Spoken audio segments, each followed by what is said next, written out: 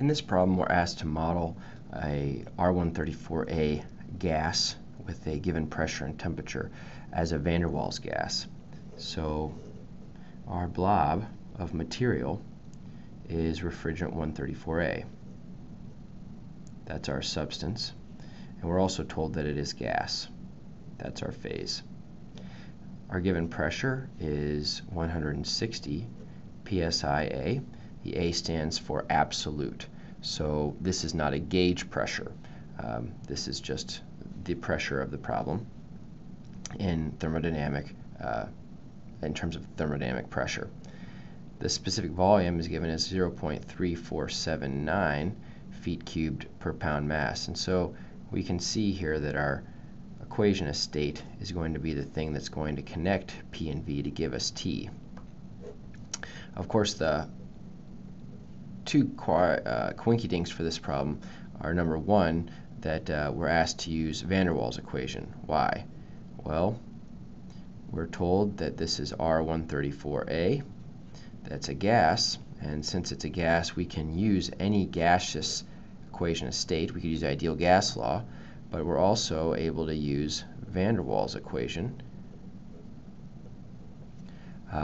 Further, there's a little bit more difficulty because the units here are not SI units, and we're not so familiar with those. But the quick and easy algebraic first step is just to say, okay, in this problem the temperature is going to be given by 1 on R times these two parenthetical terms. And we have to look up and find that, of course, in this problem, it's not just R that's substance specific, but A and B as well. So A is given by 27 on 64 times R times T critical squared over P critical. And that B is given by R times T critical on 8 P critical. So we've got two terms, two parameters other than R that we have to calculate based upon the critical point of our substance. So they are substance specific. Let's take a look at these units real quick. So the units of R we're familiar with from the ideal gas law. They should be the units of the pressure times the volume over the temperature.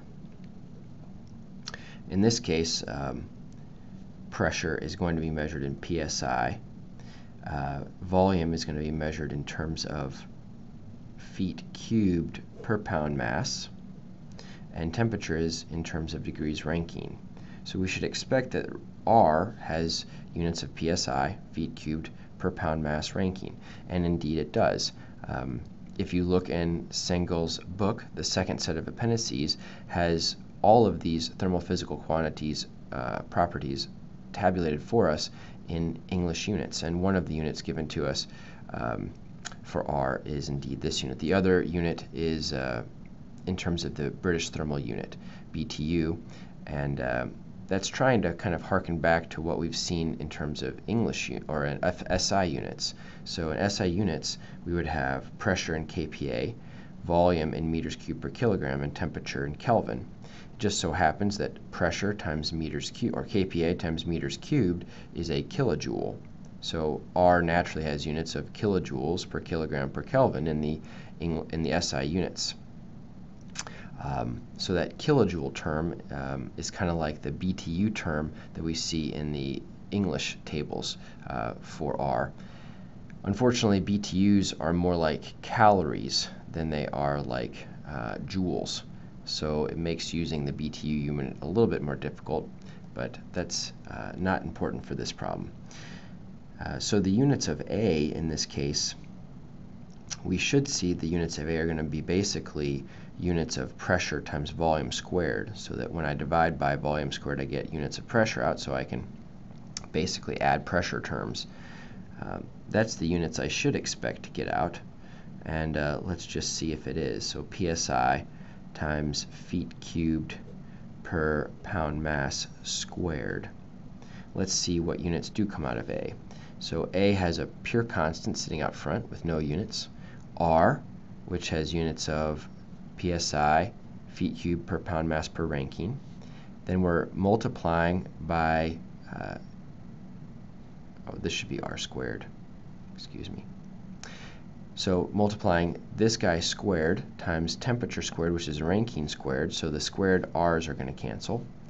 And then I'll also have a pressure term that's going to cancel the psi, one of the psi's. So I'll have pressure left times foot cubed per pound mass squared, which is indeed the unit of A that I need in order to plug into this equation to get temperature to come out in degrees Rankine. And the units of B that I should have should be units of specific volume, feet cubed per pound mass, in order that I can add volumes and volumes. What comes out of B here is I would have psi, feet cubed per pound mass Rankine, multiplied by Rankine, that goes away, divided by psi, so I'm left with feet cubed per pound mass, which is units of V, and that works out just right. So as long as I'm keeping my units of pressure to be in psi, or psia, my units of volume to be in feet cubed per pound mass, and my units of temperature to be in Rankine, everything is going to work out as far as plugging in my those values for temperature and pressure and getting out values for A and B that make sense in terms of a temperature in degrees Rankine. It's important to note that this pound mass unit is, as we discussed in class, really not our favorite English unit. It's a secondary unit for mass. What we really want to do is use slugs whenever we can, but it's okay to use the pound mass in the tables as long as we keep track of it and make sure that it cancels out appropriately to give us units that we want. So let's go ahead and do this in MATLAB. Let's go ahead and start up a MATLAB window and editor, and we will go ahead and write this program. We'll call it van der Waals English.m. Clear, close all CLC is our secret sauce, and then we need to go ahead and start entering in our units, or excuse me, our thermophysical properties. So all of this is going to be for R134A.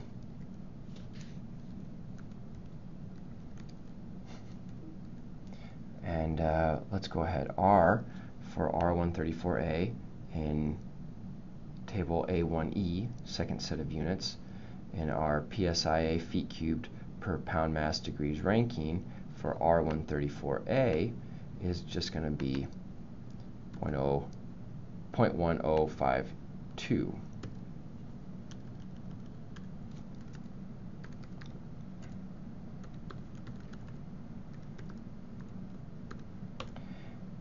And our critical temperature is given in terms of Rankine as 673.6. And our pressure at the critical point is given as 588.7 psi. And we can see that all those units match up exactly as they should, so we feel confident now that we can go ahead and compute A, which is 27 on 64 times r squared times t critical squared divided by p critical. And we know that this is going to have units of psi times feet cubed per pound mass squared. And B is r times t critical on 8 on p critical, and that's going to have units of volume, which is feet cubed per pound mass. And then our temperature is going to be 1 on r times p plus a on v squared times v minus b, and this should come out in degrees Rankine. So let's go ahead and save and run this, and we'll name this. Alright, Obviously, we've made a mistake in that we haven't entered the pressure and volume for this particular problem. So the pressure given to us in the problem statement was 160 psi, and the volume was 0.3479 feet cubed per pound mass. Let's see if it likes it now. Okay. And it gives us, we forgot to comment or suppress the output for R, but it tells us that the temperature is about 600 degrees Rankine. Now, I don't know if we feel very confident about that number, but we can check it very quickly by simply computing the temperature that would be there if we were using the ideal gas model, and that's going to be P times V over R, which also should be in degrees Rankine. Let's compare the two. So you can see that they're close, but that the van der Waals equation gives me a much different answer for the temperature of this mixture, or of this blob, than does the ideal gas model. And that is this problem.